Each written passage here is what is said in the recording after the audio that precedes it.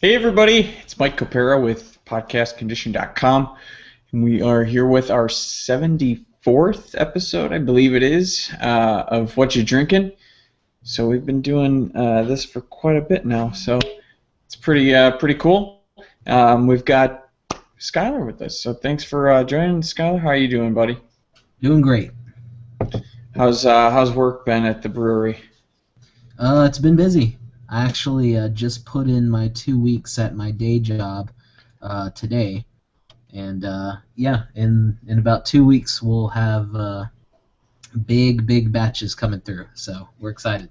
That's awesome. I that's so funny because I was just going to ask. I said, "Are you still working at your other job yet, or are you doing this full time?" So, Yeah, for that, now we're kind of making the transition right now. So thankfully they were very understanding. They're making it easy on me. So that's awesome, man. That's so exciting. I'm happy for you. I'm happy for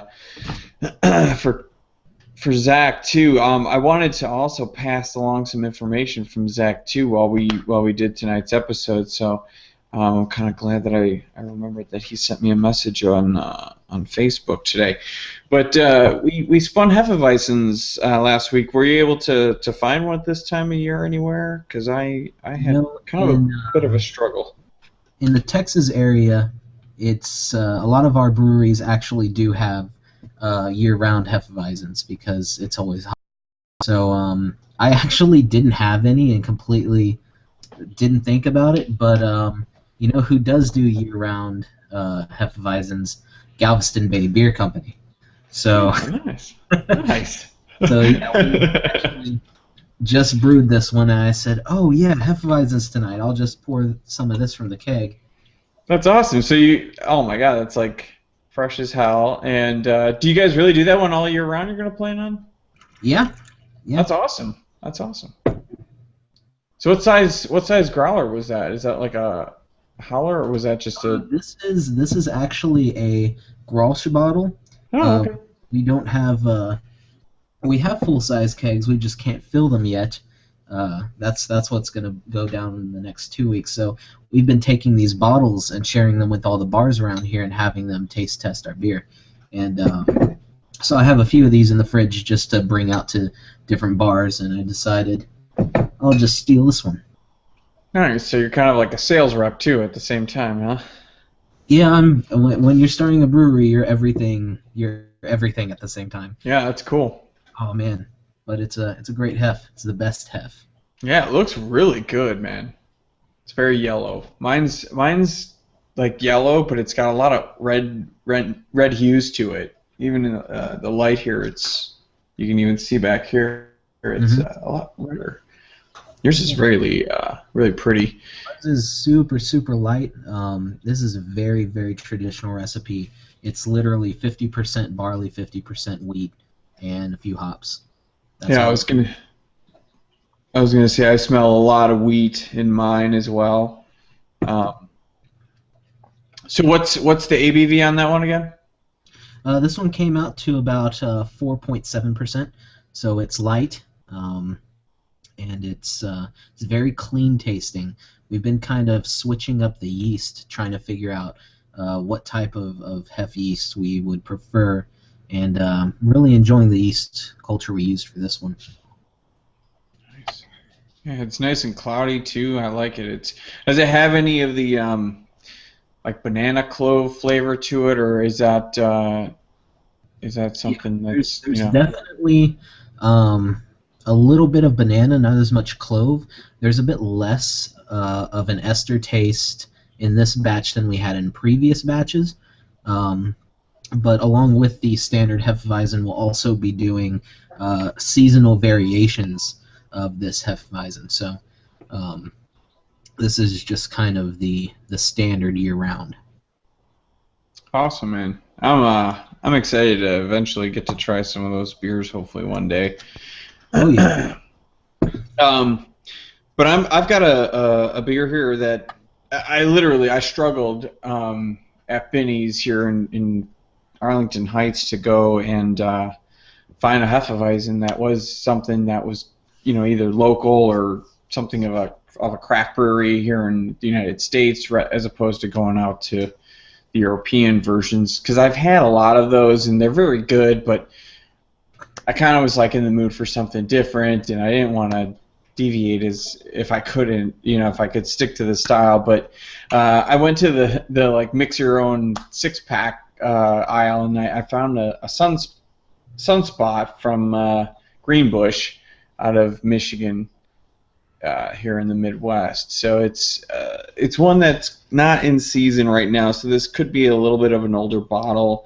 It's not as it's got a lot of wheat flavor to it now, but I remember a little bit more spice to it earlier this year when I've had it before. So it's lost a little bit, and it could have been, under some light, or it could be anything to make it lose a little bit of flavor. But it's not bad. It's just I've had it before, so I know that it's a little lost. So. But we've got Brandon that joined us as well. What's going on, Brandon? How are you doing, man? It's been a while. It's been a while since I've been on the live show.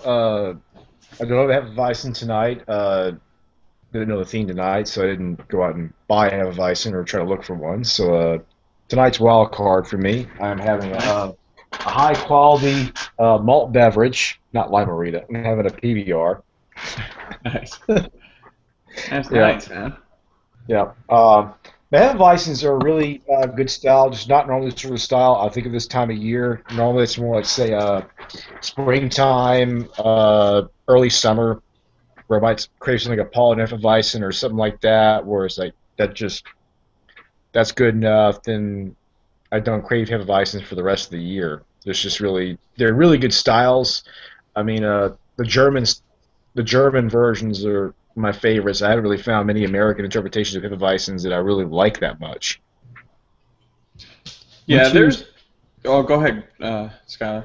I was actually going to ask Brandon what his favorite German-style Hefeweizen is. Well, there's I'm trying to remember the name of the. I'm trying to remember. I can't remember the name of it. That's kind of how bad it is. I don't really drink Hefeweizens that much, but I remember the same brewery that makes Aventinus. I like their Hefeweizen. Well, I saw it today in the store. I saw Polliner. That's one that I've had a lot, and that was kind of why I was like, I don't want to get the same one, because I think I've even had it on the show before. Yeah, Polliner definitely makes a solid classic Hef. Yeah. One of my favorites is the Weihenstephaner. Yeah, that is a really good one, by the way. That is. That's the one that I've had on the show, actually, now that you say that. Yeah, anytime I can spot that one out, usually at a German restaurant, I'll pick that up because it beats everything else I've had. My favorite Hef is actually local to here in Chicago. If you guys are ever in town, we need to go here together and get a pizza. It's called Peace Pizzeria and Brewing, and they do the top heavy, which all their beers are kind of, well, it's hilarious. Remember when we kind of talked about how they have like those sexist labels and all this stuff? This brewery's had names of beers that have been kind of in that realm for like years and years. There's like the Moose Knuckle. They've got the what's the other one? It's all dirty shit. So this one's the top heavy Hefeweizen. It's like 5.5%, and it says that it's a year-round availability, but I don't think that's true, because I think I've seen it always advertised when it's come back. So I don't know why they said that, but it gets a really good score on Beer Advocate. For whatever that's worth to you. I don't know how much you value those BA scores, because I don't really go by what they say too often, because I feel there's a lot of haters out there in the craft beer world. Yeah, lots of definitely subjective, and despite whatever someone will say, I've had a lot of beers that people say this is a horrible beer, and it ends up being fantastic to me. So it varies from person to person. On the flip side, I've had people who've said this is one of the greatest beers ever, and it just, ugh.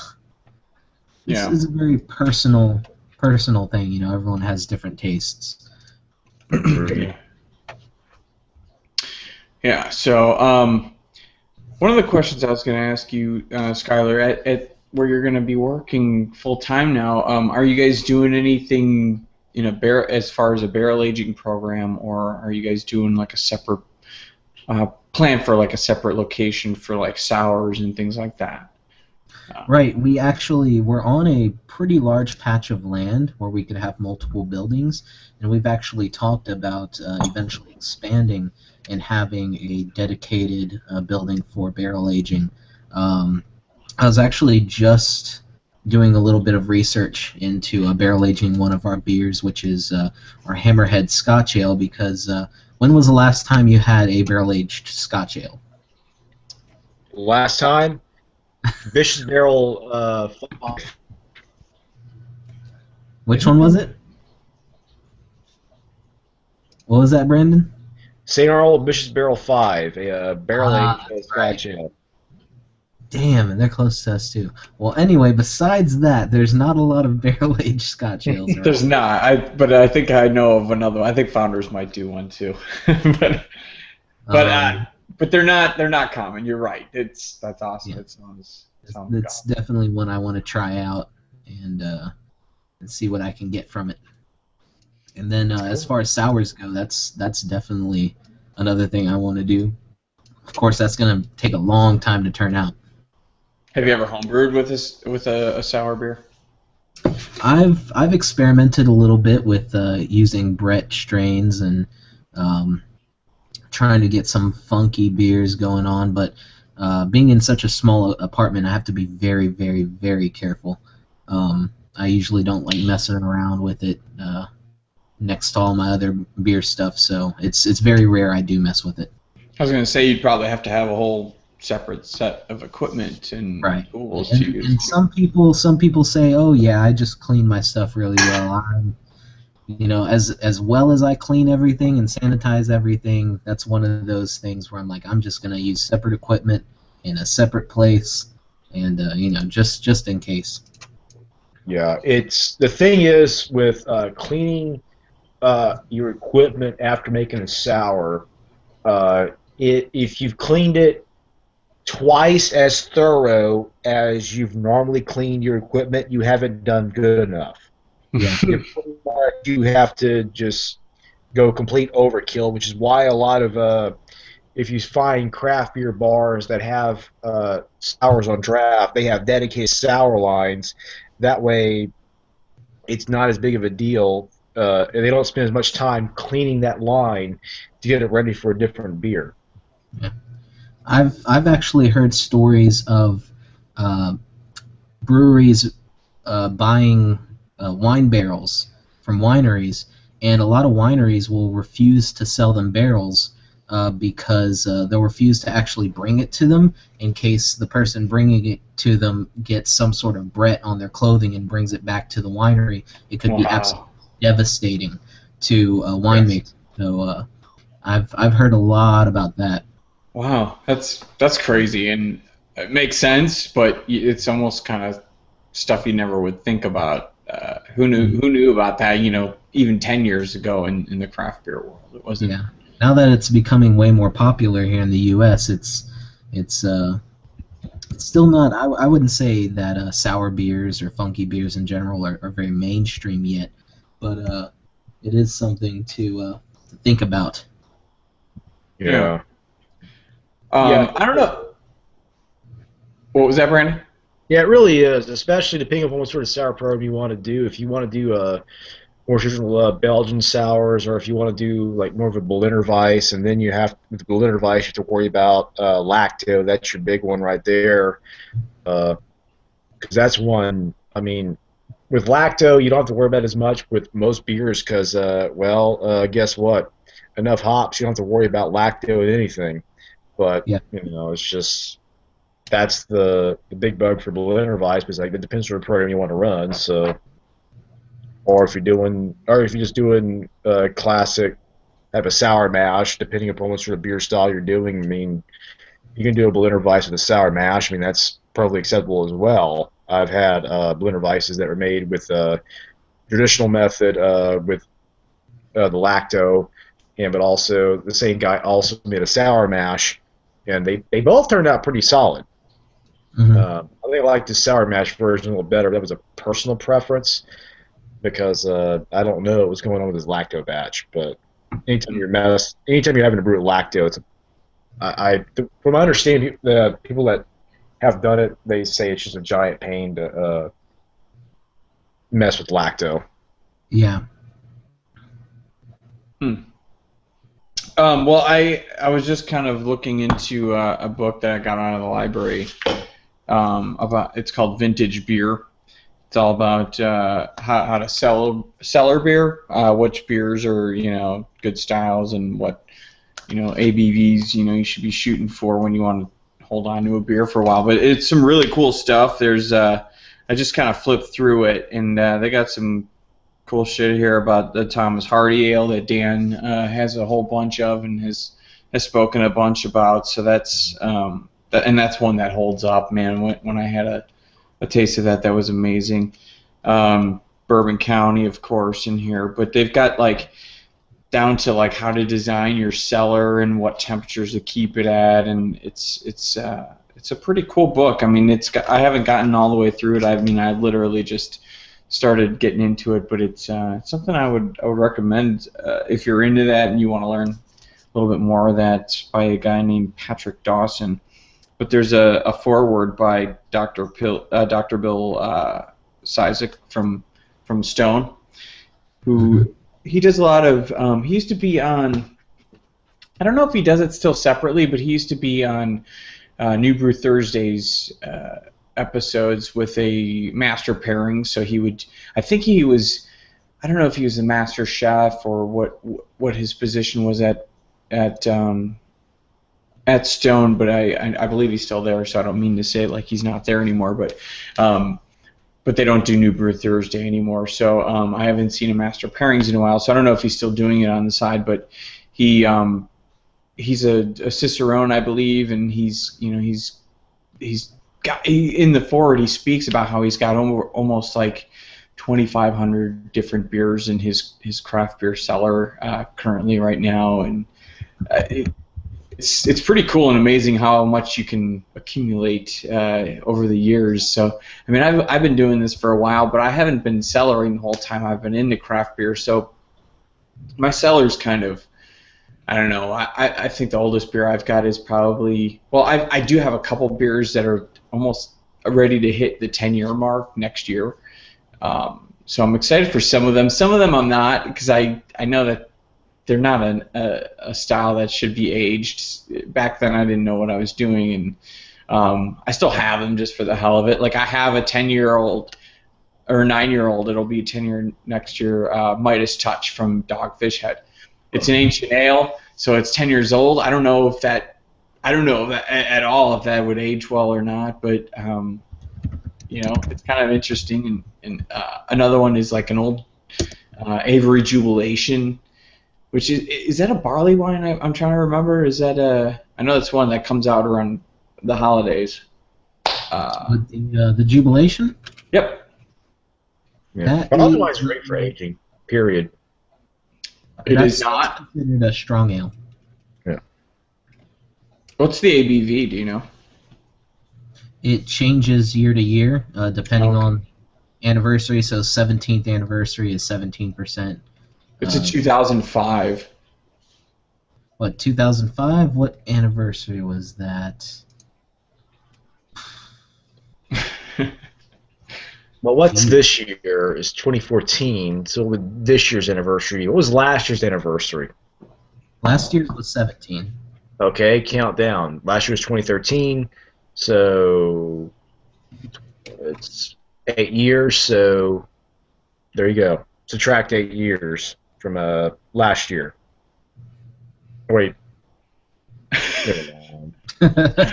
had a few already.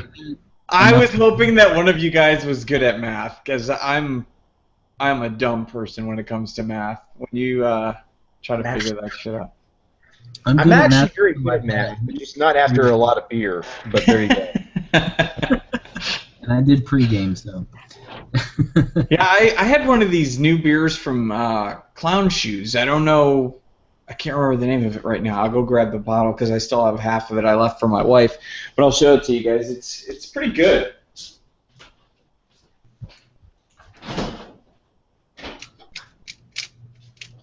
But I was going to ask you, I didn't mean to leave so much dead air, guys. I was checking out. Oh, Brandon's gone, so it's just Skylar by himself. Sorry, dude. I didn't mean to just walk away by yourself. But this is the Clown Shoes Pecan Pie Porter. Oh, and, man, I really, really like that one. I passed by this one for probably like a month, and I've never had a bad Clown Shoes beer. Yeah. This is an American porter. It's actually described on the bottle as a malt beverage brewed with natural flavors and spice. So this could have actually been drank on our show last week when we were doing a spiced beer.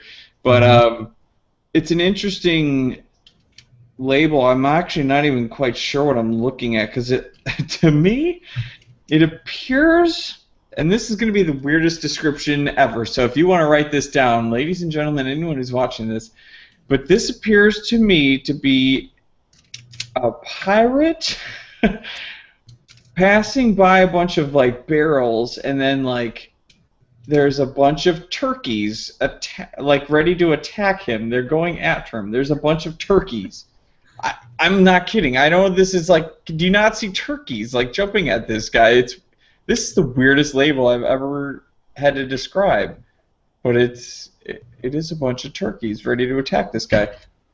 Anyways, it's really good. It's you can really smell a lot of the spice and the flavors that they've got in there right off the bat. It's not super spicy, but it's good and roasty, and it's got the pecan flavor in there. So this is another one that I would recommend.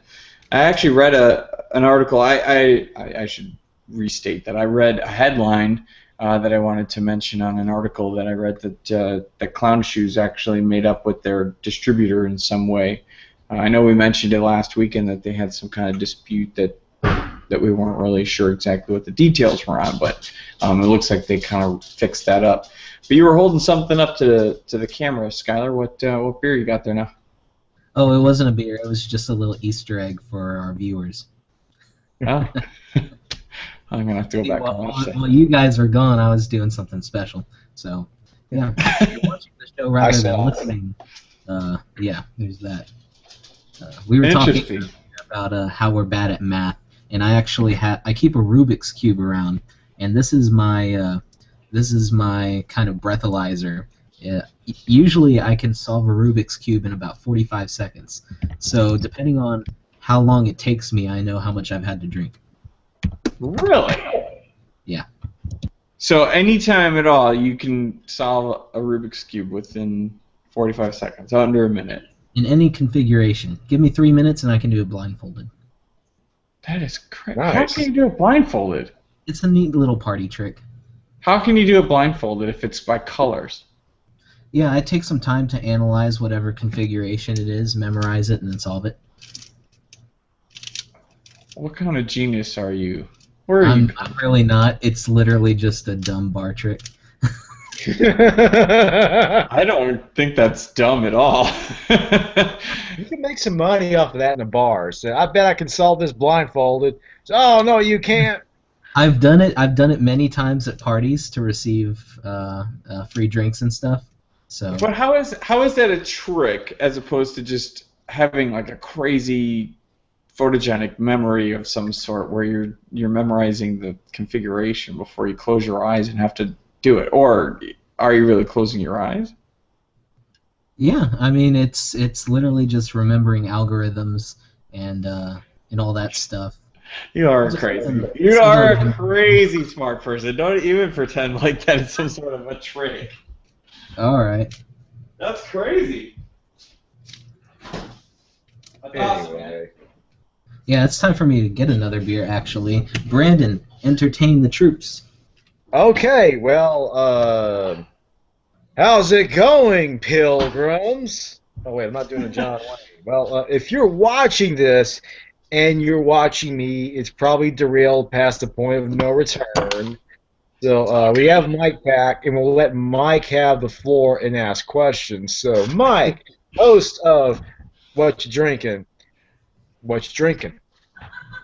What's going on, buddy? I'm actually still drinking the Sunspot, but I brought myself another beer because like I said before, I kind of put together a multiple six-pack over at Binny's in order to get a Hefeweizen that I could find from like a craft brewery that is well known, or at least something that I have either had or something new I was looking for. But like I said, all the European versions I felt like I've had.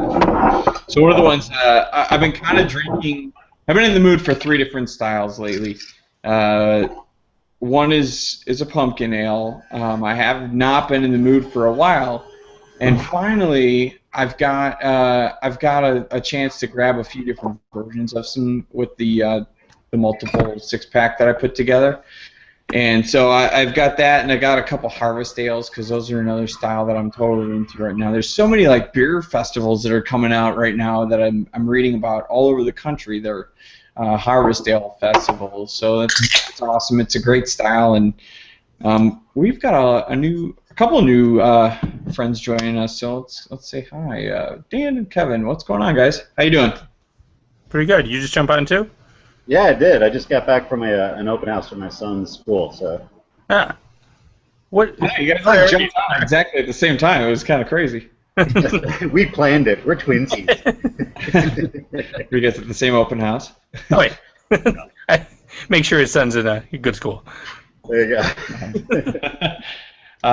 Did either of you guys, were you able to find a Yeah, help? I just poured it now. Let's see. What'd you get? This is and everything.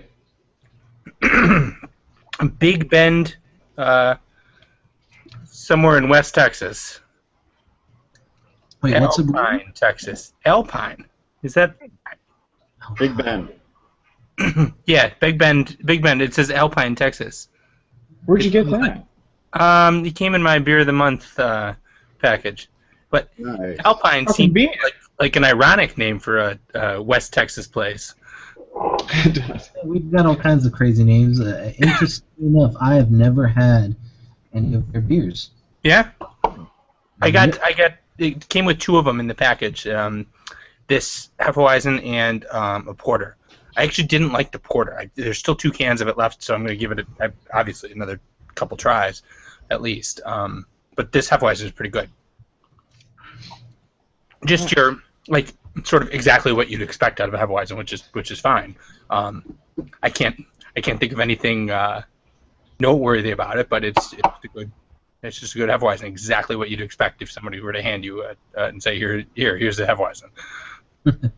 Have you had the top heavy before at Peace? I mentioned it before. I was wondering. Oh man, you know what? I know I have, but it's been so long. I never ordered that when we're there.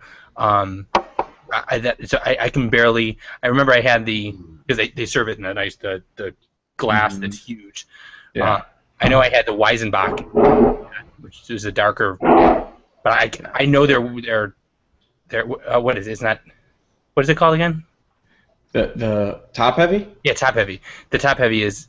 I know it's known to be very good, and it's my favorite. I was saying on the show that it's my favorite Hefeweizen. So they didn't have it on tap. Oh, you don't live over there anymore. I don't, and I don't. And it says that it's a year-round on Beer Advocate, but I didn't think it was because I always remember seeing like them posting it around the springtime. You know that it's back. So yeah, I don't know if it is year-round. Great, I should grab some next time I'm in that area because I like it a lot. Even though it's not one of my favorite styles, but in the summertime or the spring, it's awesome. At one point, it was one of my favorite styles, like right out of college. I remember I liked Hefeweizens a lot. It's no longer. I mean, I like it. But it doesn't top my list anymore.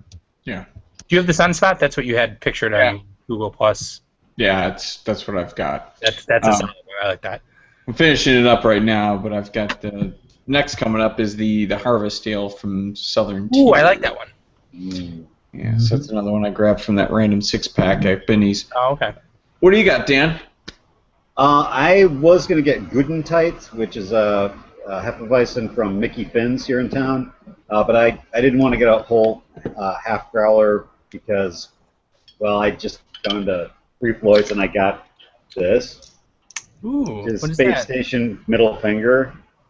It's a pale ale, and it was a good. I had a couple of bottles, so I was sort of like, you know what, that one's ready to go. I don't want to run around and get more beer because I've been running around all day. Yeah. And and it's a nice one because yeah, I mean literally this morning started with the signing papers and a refi, and then it just kind of went from there, and it just ended well, which is a good thing. I mean we've just chopped off years of mortgage and interest at point of interest, so it's like yeah, goodbye point of interest. See ya. But yeah, I mean it's just kind of been balls out all day after that. So and there's laundry going if you can hear that. And actually they're letting the it's like Nick prisoners out. Fan back in the early days. Oh yeah. Nice. That's right. Hey, you just saw Nick this weekend. How is he? He's good. He's good. We had him over for dinner, and then we went and watched the Hawks game, so it was good. We got to grab some good beers out here in this area. Cool. So they're doing well. Cool. So Space Station Middle Finger, we had that at Dark Lord Day. Was that a year and a half ago, or was that just past year with Dan? Did you have that at Dark Lord Day with us? I don't remember having that. Yeah, I don't remember having it there. Oh, then okay. I definitely had it. I know it's the only place I've ever had it, but it must have been a year and a half ago then. If it wasn't when we were there with you. Okay. Yeah, I mean, I don't think I got any of the Three Floyds beers while I was there at all. Okay. I was just too busy like bottle, Yeah. pouring, people's bottles were everywhere. It's sort of like ADHD. But yeah, I know I had this at Firkin in town a few months. Well, actually longer than a few months ago. Probably about the time Dark Lord Day was around. So it could have been this year. And it's come back a couple of times since. But I went there just yesterday. So that was another one. It's like me running from Libertyville to Munster, Indiana, and back because they did a special release on Moloko, barrel aged Moloko. Oh, wow. So Moloko's it's a really heavy duty milk stout, and barrel aged that son of a biscuit, and it's good things are going to happen, I think. So find out, but had to go. Mm-hmm. If you can get one of those, you got to try. Cool. I like the Moloko stout. It's really good. I thought that milk stouts weren't something that you usually got though. Is that? Yeah. Well, it's something I've experimented with because they don't use that much lactose, and like I can tolerate a certain amount of it. It's just once I get past a certain point that bad things happen. But it's not like drinking a glass of milk. There's some lactose sugar in there, and it's mainly there to give it a different mouthfeel. From my understanding, is the main difference between like a regular stout and a milk stout. There's some lactose to kind of change the mouthfeel, but it's not something substantial to the beer. You know what I mean? I don't think the yeast can. Now, maybe the brewer on the show can confirm, but I don't think the yeast can like eat the lactose or ferment the lactose, so it stays in the beer throughout the process. So when you're drinking it, you still got that sugar. Mm-hmm. But I'm talking as an amateur, so. The yeast are kind of lactose intolerant. They like all kinds of different sugar. They'll eat up maltose and glucose and fructose, but when it comes to lactose, they don't do it. So you get a residual sweetness in the beer. Okay. Does that affect mouthfeel? Slightly. You get a slightly creamier mouthfeel that can also be modified by using something like oats, flaked oats or flaked barley, sometimes even corn. But the lactose actually provides that residual sweetness you need in things like a sweet stout or something like that. Or something where you're like going really heavy or heavier on the black patent malt. Right. Just balance out that roastiness, because that's kind of what I was tasting at 18th Street. They had a milk stout there called Hunter. Actually, it was a double milk stout. Man, was it good! But you could tell that lactose is balancing out some serious roastiness in the malt bill, and it was dark as night. It was just a fantastic double milk stout. But yeah. What was the name of that? That you said that was from 18th Street? Yeah, Hunter. And it sounds like something that they both barrel aged it in whiskey cask. They did something else with it. They've had a couple of special releases. One of these days I'm going to have to go back because I did get there by pure luck on a special release day, but it was for a saison, which was really amazing. It was an awesome saison. I got a couple of bottles. But I mean, that place just thoroughly impressed me. Great place. Gotta go. I was just going to ask you about 18th Street. So talk about the location itself. Like, how is it set up? They've got a kitchen, so they serve food, right? It's right. Where in Indiana is it again? Is it Hammond? No, it's in Gary. So Gary. Okay. If you're coming into Indiana and you're doing it purely for the beer, would you stop that? I'm gonna get you, ugly piece of machinery. I'm sorry. Anyway, when you're first coming in, the first place you can possibly go, exit 1 will take you to Munster, and you go to Three Floyds.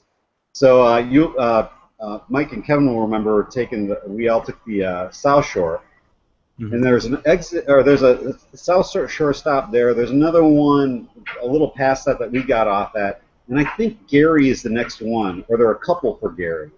Well, this is probably like the second or third or fourth stop in to Indiana on the South Shore line, and basically the brewery is about a block and a half away from it. So what happens is that you would dive off of 80, going on 8094, dive off at 65, I-65 headed north, and then eventually it'll peter out, and at that road you hang a right, and you just go for 2-3 miles, and finally you get to that train station. You hang a left, and it's basically a block up. And so it's right in the middle of, it's sort of, train station, depot-ish territory, because there are actually 2 lines that go there. There was the commuter line, and then just next to the bar there was what was obviously a freight line, because it was constantly, like every 10 minutes there was a train going by one direction or the other. But it's not noisy. When we finally got in the bar, the first place, well, Indiana's got a sort of a law where if you are below the age of 21, you can't go into the primary drinking area. They have to have a separate area available and a separate entrance for it. So you can't walk through the bar to get to the family area. They have to have 2 separate entrances. I have no idea why. It is kind of weird. So anyway, we couldn't get into the family entrance, so we were just like, fuck it, we're going into the other entrance. And so we dove in there, the whole family, because we were going on a family trip up to visit my brother and sister-in-law and their family up there in Michigan.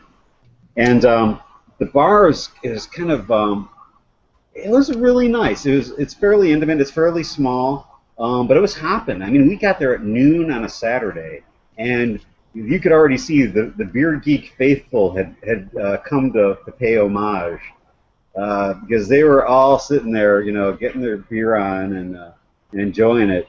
And then we went to the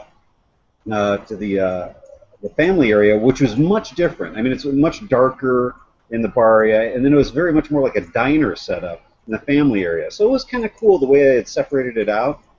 Especially because we have kids, so bringing them into that environment, it's kind of nice to have that option. So that was right there. They had points with me anyway. But then I went back to get menus because it seemed like they were really just getting slammed, and I just wanted to make sure that I could just pick up menus or whatever. And Drew Fox, who's the guy who started the place, is tending bar, and I didn't realize it was him at first. And I go up to him, I go, "Hey, is it do you have a couple menus?" And we just want to kind of take a look at the menus real quick. I was like, "Oh, I'll get the server out there real fast. Don't worry, he'll be right out there. Don't worry about it." And so I was like, "Okay, that's cool." And then I was walking away going, "Shit, that was Drew." So it's one of those places where you can go and you're gonna see the owner. He's gonna be working the place, and you can talk to him. And the beers that guy is coming up with, oh my God! I mean, one was better than the last. And I started out with that saison. I got a sample of a gose that they had made that was just outrageously good. Just very effervescent and lemony and peppery and you know, a little bit of salt underneath it all. And then the Hunter, which was this stout that was kind of a double stout with lactose in it. And I could have stayed all day. I mean, I couldn't have stayed all day because then I would have had to find a hotel, and you don't want to stay there overnight. I mean, it's not bad, but you know, it is scary, and there were people walking around with like, you know, like shopping carts, and you know, dressed warm, a little warmer than the weather demanded, sort of, you know, going on. I mean, it wasn't everybody, but you could tell that there was some hard times going on for some people there, which is you know, kind of sad to see. But it's cool to see this place trying to, you know, take that and build up an economic base and really kind of you know, change up the game there. And that's another reason I got to tip my hat off to the guy, because that's a nice thing to see. I'm going to turn that thing off. Hold on. I should shut up anyway. So.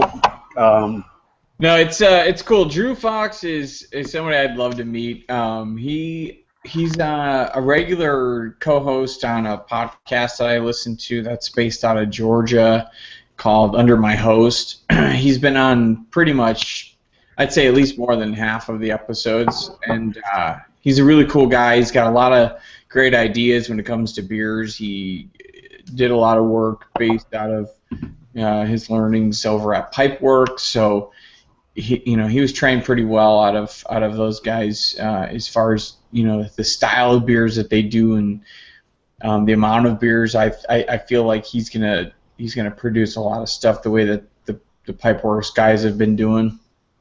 I just saw a new barley wine from Pipeworks, actually, the Reaper versus Unicorn, right. Where it's a pretty cool label. There's the Reaper. It looks like he like kills the Unicorn, and it's cool. I almost grabbed it just to throw in the cellar because I think it's like 10% or something like that. So it could probably age a year or two and it would be pretty good. But I was just going to say, this Harvest Ale is really good. Kevin, you mentioned that you like this one a lot, and it's super clear. It almost has the look of a West Coast style IPA, but there's a lot of smell to it. It almost smells like it could be like a double IPA. You almost get the smell of that. It's made with 4 varieties of hops and 2 types of malts. And I was going to say it's really backed up with malts, even though on the smell it's really hoppy, and even in the flavor too. But it's really well balanced. This is really, really good Harvest Ale. I wish I had kind of more than just this one. Makes me miss my old favorite of the fall, the Goose Island Harvest Ale. Yeah, that was a really good one. I missed that.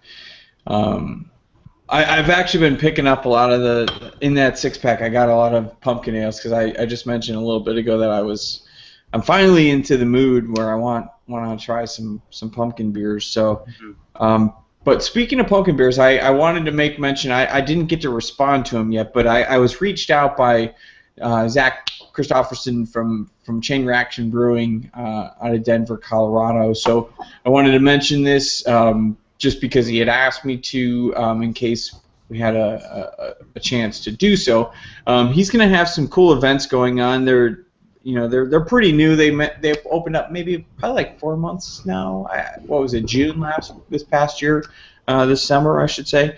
So they're fairly new. So he wanted me to spread some craft beer world news. They're going to be releasing their first ever pumpkin beer, and it's going to be the first of 4 for this season. The first release, it's going to happen on this Saturday, October 18th, and will be their robust porter recipe that he hand smoked 50% of the grain over pecan wood. And for the pumpkin side of things, they had their friends over at this barbecue place called Churn and Burn Barbecue and Ice Cream.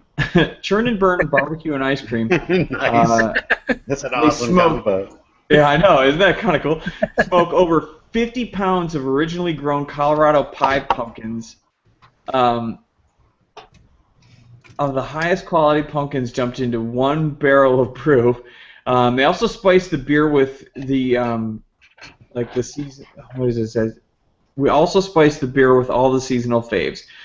So for the tapping, they're not only going to debut the beer, but Churn and Burn will also be down there doing a special food pairing that uses the smoked pumpkin porter in the menu item. So he wanted to know if anyone had any questions or anything like that to go ahead and direct them towards Zach over at Chain Reaction Brewing. He's on Google Plus as well, so reach out to them. If you're not following them on Facebook, please do. There's a lot of exciting things going on. And Skylar, you've been there before. You've had some of their beers. You just had his beer on our show last week, I believe it was. They're the real deal, man. He knows how to brew his shit, and it shows. Like it sounds like they're doing really well out there so far, and it's only been open for 4 months or so. And I will say, since Churn and Burn's going to be there, they were actually up there when I went to visit him. And between Zach's incredible beer and Churn and Burn does some fantastic food. They do the barbecue, and then that's the burn, and then the churn, they do hand-churned ice creams and stuff. Oh, nice. And it's just... That's awesome. Megan just told me to tell you guys that their blueberry thyme sorbet was amazing. That sounds amazing. Sounds Like amazing. right off the bat. That's awesome. So I'll respond to Zach that I mentioned on the show, but if for anybody that's in that area, man, please check them out. I actually had some friends, Kevin, our friend Sean, he was in that area, and he mentioned that he was I think he was seeing Tom Petty at Red Rocks. Oh, that's right. And so he was staying in Denver the weekend of GABF, and I was like, dude, you could not make me more jealous that you're in Denver. I'm like, I could give two shits about Tom Petty. Honestly, I mean, it would be amazing because Red Rock is gorgeous, and it's a really cool place, and I would never say no to a Tom Petty show. Petty puts on a good show. I would never and I would just never fly to Denver to see him there. But, Okay. But Sean did, and but he said he was staying in Denver that week, and he's like, yeah, I saw these, signs for this beer festival going on, and I'm like, Oh, God. God, yeah. But he said that he was possibly The going to stop taps in. are so good this week. I was just saying, the taps are so good this week. I don't know why. He probably had a Jim Beam and Coke. I know. Oh, God, the indignity. That's what he would do. But anyways, That's you, my he son. said he was possibly going to stop in over at Chain Reaction, so I haven't gotten back with him to see if he got a chance to do that, but hopefully he did. But it sounds like they were pretty busy during that week of GABF, so it's pretty cool.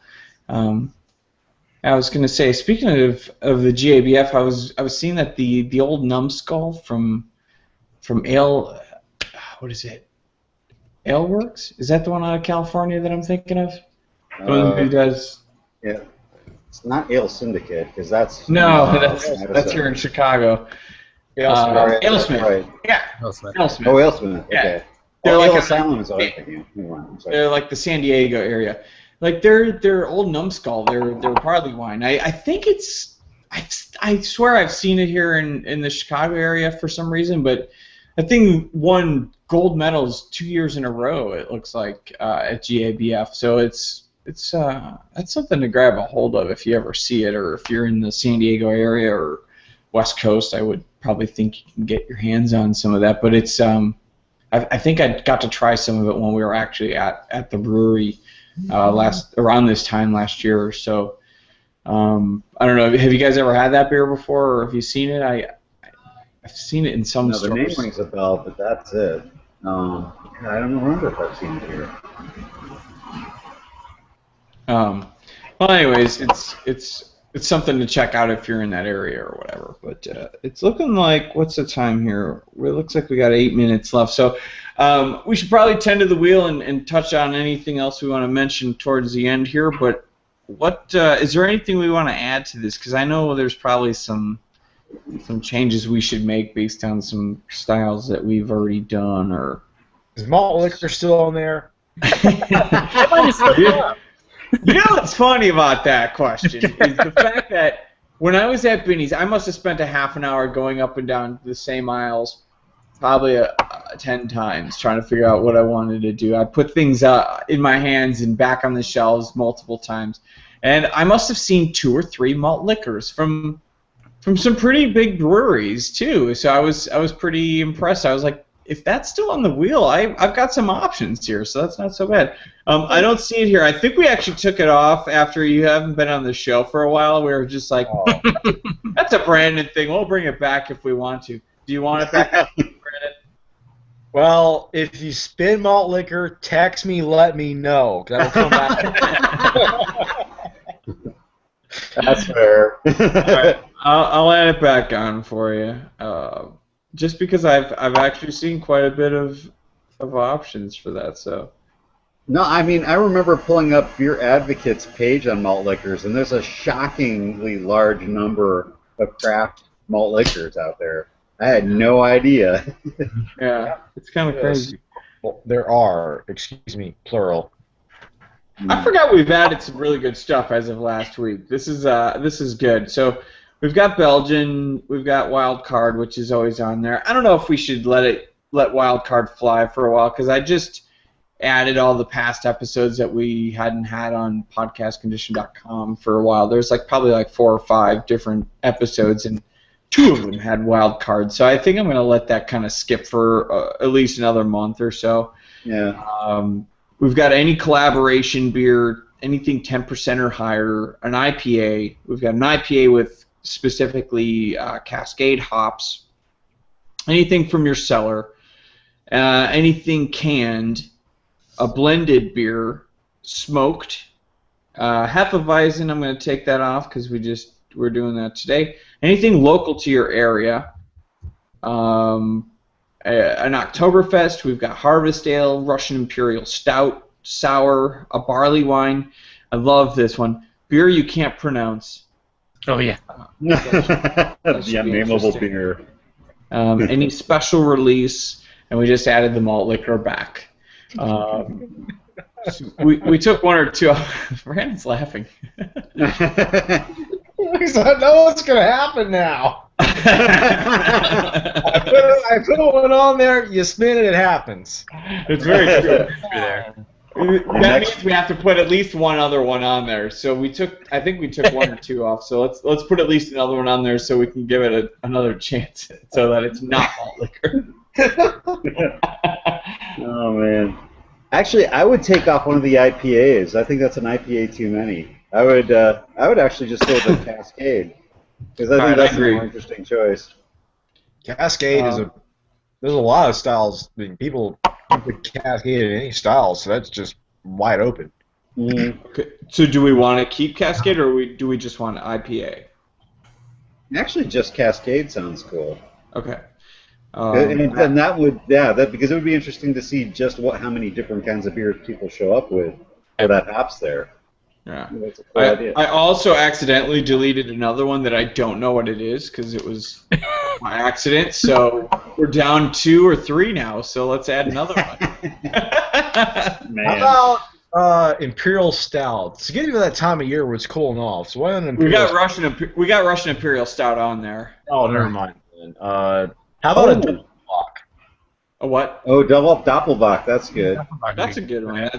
I've I don't know if we've had a Doppelbock episode, have we? Not in a while. Oh, you know what we have never done? Icebock. Those are hard to.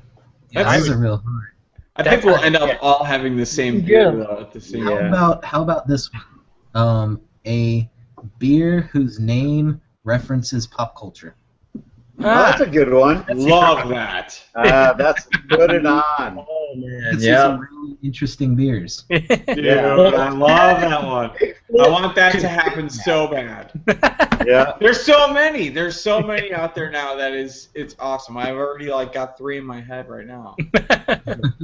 One of them I already did on the show. That one, remember it was a White Russian inspired beer. Oh, that's right. Dude, there's a beverage involved. I remember that.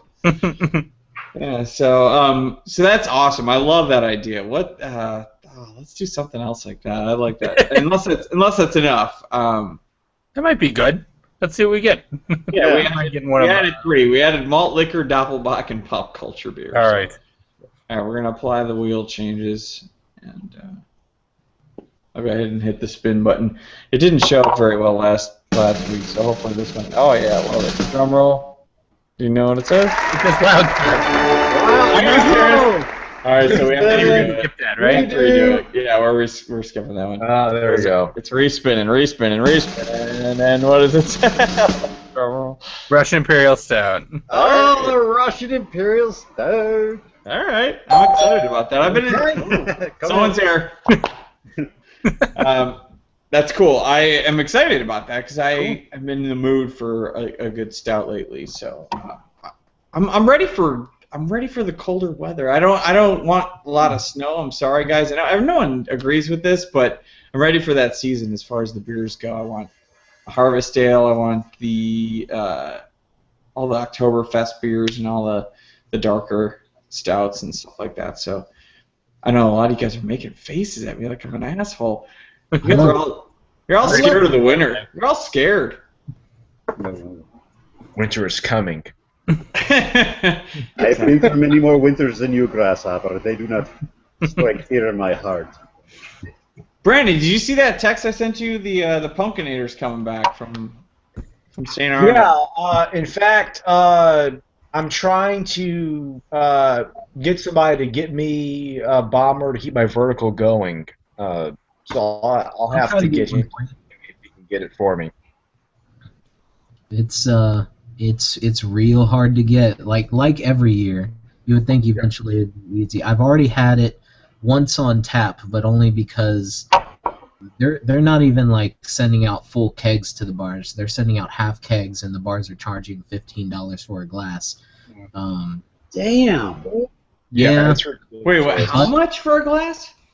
$15 is what I paid yesterday when we did. There was a local bar that was doing a tapping of it, and I knew it was probably the only way I was going to be able to get it. So I was like, all right, and it was worth it. It's a beer that is worth it. And this year is very, very good. Because usually you have to age it a while for it to be like really good, but this one, even without age, is just. Yeah. So yeah, if I can get some bottles, Brandon, I'll let you know. Yeah. Like I said, he's gonna be looking for me tomorrow.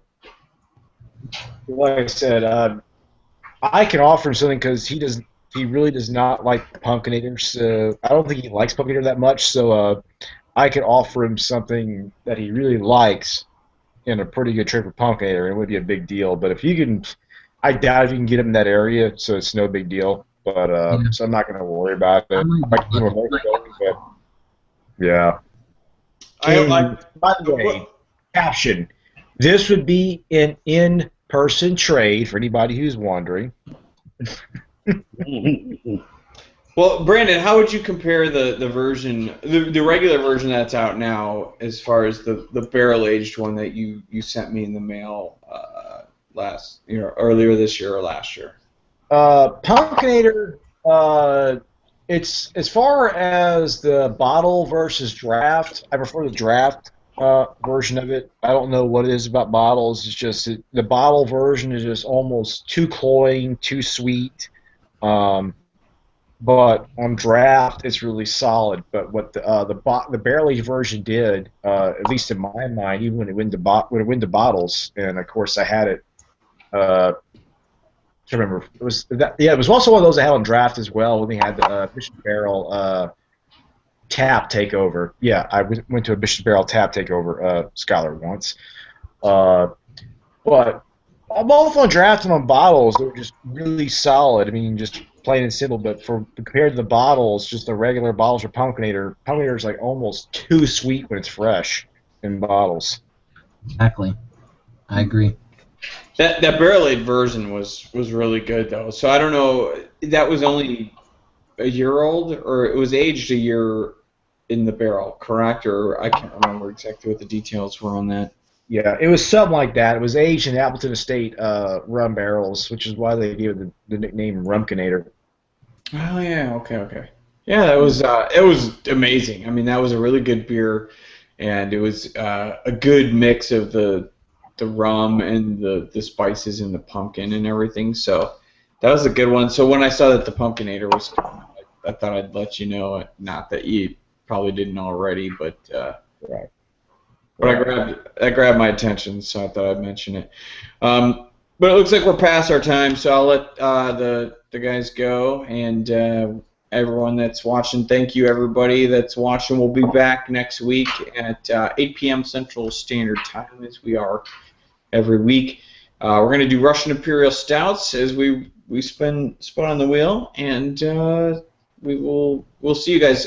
Thanks for watching. Subscribe to us here on YouTube, Google Plus, Facebook, Instagram. We're all over the place. So anything else that's going on? Thank you, Dan, for posting. I wanted to mention your article that you wrote last week that we posted on podcastcondition.com about the GABF winners, and there's a really good information in there, and I thought it was really well written, so I just wanted to mention that at the end of the show at least, and so thank you for writing that. So if you guys ever have any stuff that you've written, or you want to post anything on the blog, please feel free. Happy to post anything you guys might have. But we will see you guys next week. Again, thank you for joining us. Cheers, and we'll be drinking Russian Imperial Stouts, which are pretty dangerous for the most part, so should be a pretty interesting show. So cheers, guys, Cheers. and thanks. Cheers. Cheers.